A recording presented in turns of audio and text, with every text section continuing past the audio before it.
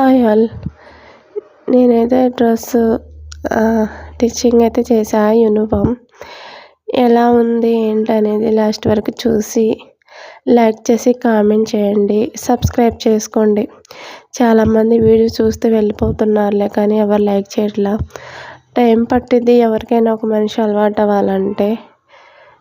నేను తెలియక ఏదో బై మిస్టేక్ ఏం నొక్కానో నాకైతే తెలీదు. నేను 10 వీడియోలు అయితే అప్లోడ్ చేశా. కొన్ని కారణాల వల్ల ఆ వీడియోలు డిలీట్ అయిపోయినాయి. దానివల్ల మళ్ళీ పెట్టాలని ట్రై